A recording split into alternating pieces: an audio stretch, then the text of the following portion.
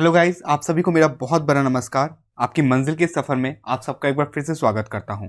आज हम देखेंगे क्लास 12 का फिजिकल एजुकेशन का जो टर्म 2 का जितने भी सिलेबस है उसके बारे में थोड़ा डिटेल में डिस्कस करेंगे, क्योंकि एग्जाम से पहले सिलेबस हमें पता होना ज़रूरी है और किस पॉइंट को ज़्यादा हमें पढ़ना ज़रूरी है इसके बारे में भी हम डिटेल में भी डिस्कस करेंगे। तो सीबीएसई के द्वारा ये रहा आपका टर्म 2 का पूरा सिलेबस दे दिया गया है। इस जगह में आप देख ही पा रहे होंगे, ये वाला जो है आपका टर्म 2 का है। टर्म 1 का जो ऊपर था 35 मार्क्स का, जिसमें आपको बहुत ही अच्छा आप सभी का रिस्पॉन्स आया और अपने अच्छे मार्क्स कैरी किए। अब टर्म 2 के बारे में हम देख रहे हैं। टर्म 2 में जो जो चैप्टर दिए हैं ये सब के बारे में हम डिटेल में डिस्कस करेंगे, और साथ ही साथ कितने मार्क्स का प्रोजेक्ट फाइल होगा, साथ ही साथ डेमोन्स्ट्रेशन कितना होगा, आपका वाइवा कितना होगा, उन सारी चीज़ों के बारे में भी हम डिस्कस करेंगे डिटेल में। ठीक है, तो चलिए शुरू करते हैं अपने इस वीडियो को। हमारा जो टर्म 2 का कंटेंट है उसके बारे में थोड़ा डिटेल में हम जान लेते हैं।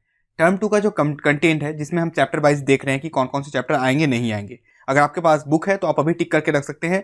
कौन कौन से पोर्शन डिलीटेड हुए हैं उसको भी मैं दिखा दे रहा हूं, तो आप डायरेक्ट अभी अपने बुक के कंटेंट में इसे लिख लीजिए, जो बेटर होगा आपके टर्म 2 के लिए। ध्यान रखिएगा, टर्म 2 के बारे में मैं बात कर रहा हूं जिसमें 35 मार्क्स के आपके एग्जामिनेशन होंगे। ठीक है, जिसके लिए पहला चैप्टर जो है ये कैंसिल है, क्योंकि ये फर्स्ट टर्म में आपका हो चुका है, यानी कि टर्म 1 में हो चुका है। सेकंड चैप्टर भी नहीं आएगा क्योंकि ये टर्म 1 में आपका हो चुका है। अभी हम बात करते हैं चैप्टर नंबर 3 की, इसको याद रखिएगा। तो चैप्टर नंबर 3 क्या हो रहा है हमारा, टर्म 2 के लिए आ रहा है, जिसमें क्या है, योगा और लाइफस्टाइल के बारे में आएगा। अब योगा और लाइफस्टाइल के बारे में अंदर में क्या आएगा, उसका आसन एज ए प्रिवेंटिव मेजर्स आपको सारे पढ़ने हैं। ओबेसिटी यानी कि मोटापा के बारे में आपको पढ़ना है।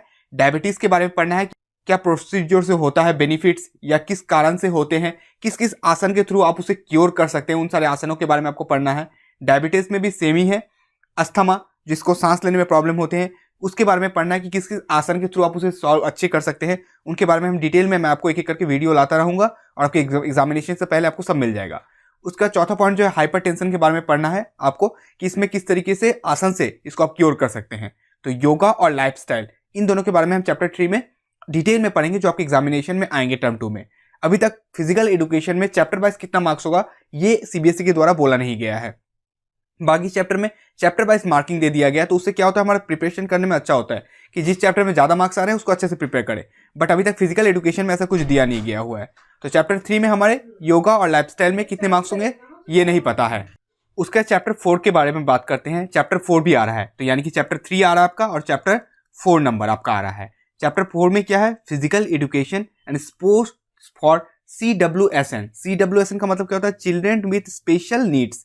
ठीक है, जिसको दिव्यांग भी कहते हैं, या डिसेबिलिटीज भी इसका मतलब होता है। तो स्पेशल नीड्स कहेंगे तो अच्छी बात है, यह सुनने में भी अच्छा लगता है। ठीक है, जिसमें आपको कंसेप्ट ऑफ डिसेबिलिटीज और डिसऑर्डर्स के बारे में पढ़ना है। किस किस टाइप के डिसेबिलिटीज होते हैं उनके बारे में पढ़ना है, डिसऑर्डर के बारे में पढ़ना है। उसके बाद जाकर आपको डिसेबिलिटीज इक्विटीज के बारे में पढ़ना है। साथ ही साथ strategies to make physical activity assemble for CWSN के बारे में आपको अच्छे से पढ़ना है। ठीक है, तो ये नंबर आपको चैप्टर 4 में है। आपको कुछ सुनने में कंफ्यूजन लग रहा होगा कि क्या क्या चीज़ के अंदर है। मैं अभी अगर डिटेल में इसके अंदर घुसूँ तो वीडियो बड़ा हो जाएगा।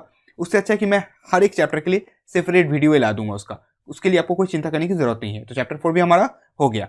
अब नेक्स्ट हमारा कौन सा आ रहा है देखिए, तो चैप्टर हमारा 5 नहीं आएगा, ना ही चैप्टर हमारा 6 आ रहा है। ये सब नहीं आ रहा है, आपको कैंसिल कर देना बुक में, अभी काट दीजिए। चैप्टर नंबर 7 ये इंपॉर्टेंट है, CH7 नंबर आपका आ रहा है। तो क्या आ गया, चैप्टर नंबर 7, जिसमें क्या आ रहा है, physiology and injuries in sports. ठीक है, फिजियोलॉजी यानी शरीर में जितने भी प्रॉब्लम्स होते हैं या बॉडी के अंदर जो जो चीज़ होता है उसके बारे में हम इसमें डिटेल में पढ़ेंगे। ठीक है, physiological factors determining components of physical fitness में क्या क्या प्रॉब्लम्स आते हैं, बाधाएं आते हैं, उनके बारे में पढ़ेंगे। साथ साथ effects of exercise and cardio respiratory system के बारे में पढ़ेंगे। जो भी आपको बाकी पॉइंट दिख रहा है, स्पोर्ट्स इंजरीज दिख रहा है या फर्स्ट एड्स दिख रहे हैं, इनके बारे में हम डिटेल में चैप्टर नंबर 7 में डिस्कस करेंगे। तो चैप्टर नंबर हमारा 7 भी हो गया यानी कि इसको मैं कराऊंगा, होने का कुछ है नहीं, अभी जस्ट आपको एक समरी बता दे रहा हूँ कि क्या क्या चैप्टर आ रहे हैं। तो 3, 4 और 7 इन तीनों को याद रखिएगा। चैप्टर नंबर 9, तो क्या क्या हो गया, चैप्टर 3, 4, 7, 9 और 10, अभी इन दोनों के बारे में हम डिस्कस करेंगे। 9 में आपका आ जाएगा साइकोलॉजी एंड स्पोर्ट्स के बारे में हम पढ़ेंगे। पर्सनैलिटी, इट्स डेफिनेशन, टाइप्स पढ़ेंगे, ट्रेल्स पढ़ेंगे, टाइप्स पढ़ेंगे। ठीक है, तो ये सारा चीज जो है इनके बारे में पढ़ेंगे। साथ ही साथ motivation, it's type and techniques के बारे में पढ़ेंगे। बाकी जो पॉइंट है जहां पे आपको ब्लैंक दिख रहा होगा, इन सारे पॉइंट्स नहीं थे तो मैंने इन्हें यहाँ से डिलीट कर दिया है। इन सारे पॉइंट को आपको पढ़ने की जरूरत नहीं है। जो पॉइंट यहाँ पे मैं आपको दिखा रहा हूँ जस्ट इसको ही टिक करिए, इसको रीड करिए, यही एग्जाम में आएंगे। बाकी इसके इनसाइड के जो पॉइंट है उसको डिलीटेड है, वो मैंने आपको यहाँ पे हटा दिया, ठीक है। इसलिए बहुत सारी जगह में आपको ऐसा व्हाइट व्हाइट दिख रहा होगा। क्लीनिंग कंसेप्ट एंड टाइप्स, ठीक है। एग्रेशंस इन स्पोर्ट्स, इनके बारे में हम क्या पढ़ेंगे, साइकोलॉजी एंड स्पोर्ट्स के अंदर पढ़ेंगे, यानी कि चैप्टर नंबर हमारा 9 हो गया। और चैप्टर नंबर हमारा 10 के बारे में एक बार देख लेते क्या है, ट्रेनिंग इन स्पोर्ट्स, जिसमें स्ट्रेंथ के बारे में, एंड्योरेंस, आपके अंदर एंड्योरेंस होना जरूरी है, अदरवाइज आप स्पोर्ट्स खेल ही नहीं सकते हैं। स्पीड, फ्लेक्सिबिलिटी, कोऑर्डिनेटिव एबिलिटीज, इन सारी चीजों के बारे में आपको चैप्टर 10 में पढ़ना है। एक एक चैप्टर के बारे में डिटेल में डिस्कस करेंगे। तो हमारा एक समरी कर लिए कि हमारा टर्म 2 में क्या आ रहा है। तो टर्म 2 में आ रहा है हमारा चैप्टर 3, 4, चैप्टर 7, चैप्टर 9 और चैप्टर 10, यानी कि ये कुल 5 चैप्टर मिला के आपके 35 मार्क्स के टोटल एग्जामिनेशन होंगे। और आपका 15 मार्क्स जो होगा वो प्रैक्टिकल से आएगा। प्रैक्टिकल यानी कि आपका 5 मार्क्स आपके कॉपी में रहेगा, 5 मार्क्स आपको प्रैक्टिकल करके दिखाना होगा, या दौड़ के, या आपके स्कूल से जो आपको दिया जाता है फिटनेस एक्टिविटी, वो आपको करना पड़ेगा। और 5 मार्क्स आपके इंटरव्यू में रहेगा, यानी कि आपसे कुछ क्वेश्चन पूछे जाएंगे इन सारे चैप्टरों के अंदर से, यानी कि चैप्टर 3, 4, 9 और 10 और 7, इन सारे चैप्टरों के अंदर से कुछ पूछा जाएगा और आपको उसके आंसरों को देना है। उसमें से आपको 5 मार्क्स मिलेंगे। तो उसके लिए आपको तैयार रहना है। आप तो एक अच्छा मतलब खेलने उलने में तो है ही, उसमें आपको मिल ही जाएगा। और आपका जो 5 मार्क्स कॉपी के ऊपर डिटरमाइन करेगा। तो इससे 15 मार्क्स हो गया। 35, अगर 35 आपको मिल जाता है और 15 उधर मिल जाता है तो आपको 50 आउट ऑफ 50 मिल जाएगा, जिससे आपका जो ओवरऑल परसेंटेज है बहुत ही अच्छा हो सकता है। इसलिए फिजिकल एजुकेशन को इंपॉर्टेंस दिया करें। ऐसा नहीं कि एग्जाम से एक दिन पहले पढ़ लेंगे और आप टील मार लेंगे, ऐसा कुछ नहीं होगा। आपको इसके लिए थोड़ा बहुत मेहनत करने पड़ेगा, बहुत ज़्यादा नहीं, बट थोड़ा तो टाइम देना ही पड़ेगा।